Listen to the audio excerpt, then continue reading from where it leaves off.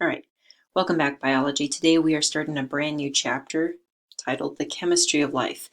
And so we're going to break a lot of these sections down into smaller parts because it's just a lot of content. So today we're going to cover the nature of matter and cover the first three learning objectives, talk about the three subatomic particles that make up atoms, explain how all isotopes of an element are similar and how they are different, and then explain how compounds differ from their component elements. So first off, atoms. Everything is made up of atoms. Atoms are the basic unit of matter. Don't get atoms mixed up with cells. Cells are the basic unit of life. Atoms, basic unit of matter. Atoms make up cells. Cells don't make up atoms, okay? Some properties, obviously very, very small. Can't see them. They consist of three subatomic particles, protons, neutrons, and electrons. Protons and neutrons are found in the nucleus. Protons have a positive charge. How many protons you have in the nucleus determines the element. So all carbon atoms have 6 protons. Okay, all hydrogen atoms have 1 proton. So how many protons you have in an atom determines the element. So you can look at the periodic table to figure that one out. Neutrons have a neutral charge. They help hold the nucleus together. Now, why is that? Well, think about charges here. If you have a bunch of positively charged substances, how do they behave? They repel, okay? So if we have a whole bunch of protons in the nucleus, well, theoretically they should all repel and this nucleus should break down.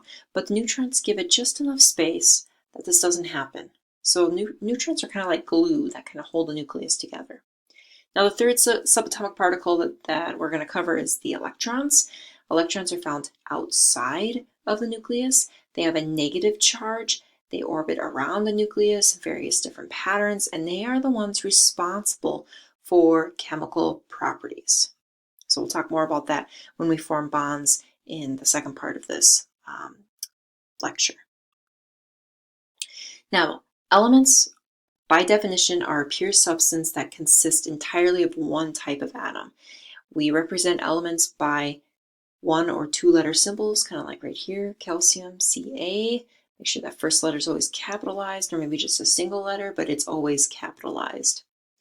Now the number of protons determines that element. We call that the atomic number. So the atomic number and the protons are the same.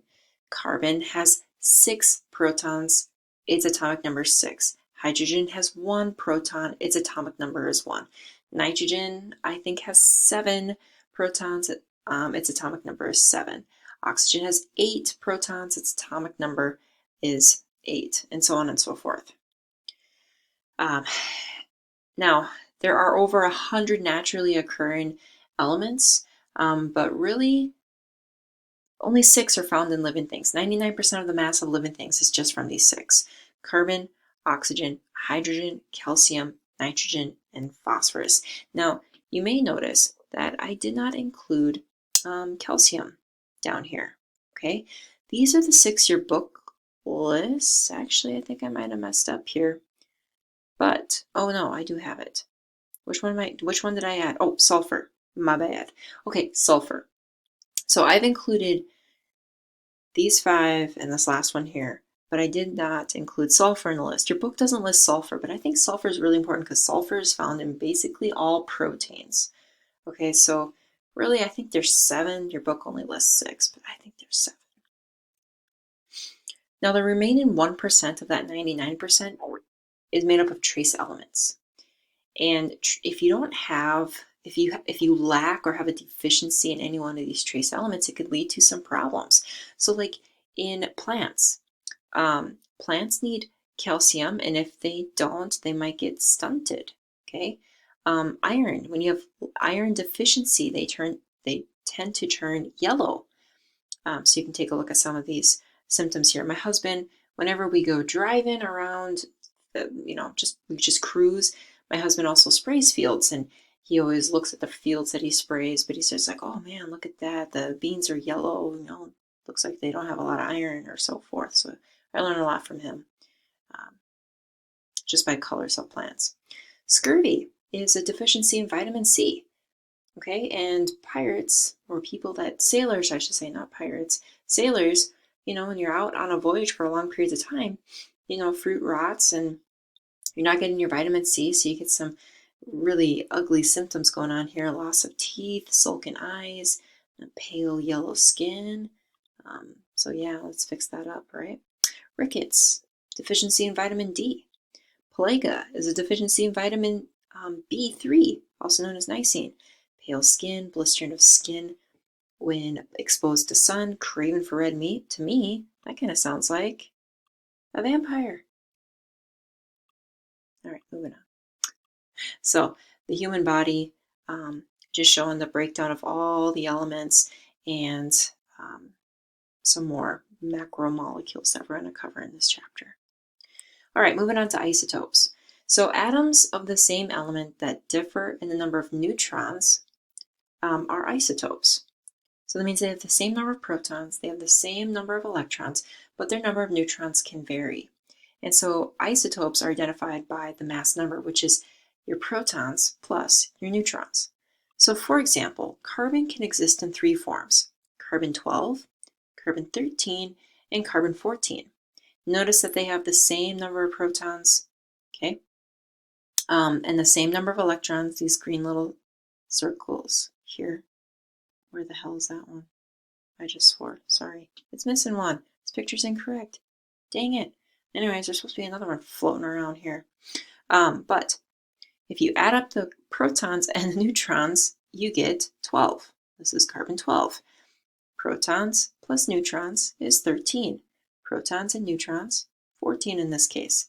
So they have different masses, but their chemical properties are the same because the number of electrons are the same. Let's take a look at hydrogen. I know this picture is correct. So 1 proton, no neutrons. The atomic number is 1. The mass number is 1. 1 proton, 1 neutron. Add them together. Mass number is 2. 1 proton, 2 neutrons. Now it's 3.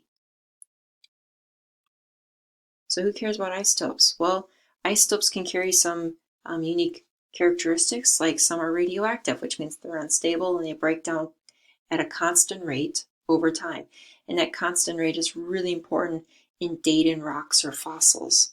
So these radioactive isotopes can be dangerous, but they're useful because if we can measure the amount that's left, we can date how old that fossil or rock is. We can detect cancer, and we can use these radioactive isotopes as tracers or labels in molecules as they move within a cell, or basically in a living organism, and figure out the fate of it. Okay, so here's some more applications of radioactive isotopes. All right, I think the final objective that I want to cover are chemical compounds. So a compound is a substance that has 2 or more different elements chemically bonded together. So I have H2O. Notice I have 2 different elements chemically bound together. CO2, 2 different elements chemically bonded together. The physical and chemical properties of these compounds are different from the elements from which it formed.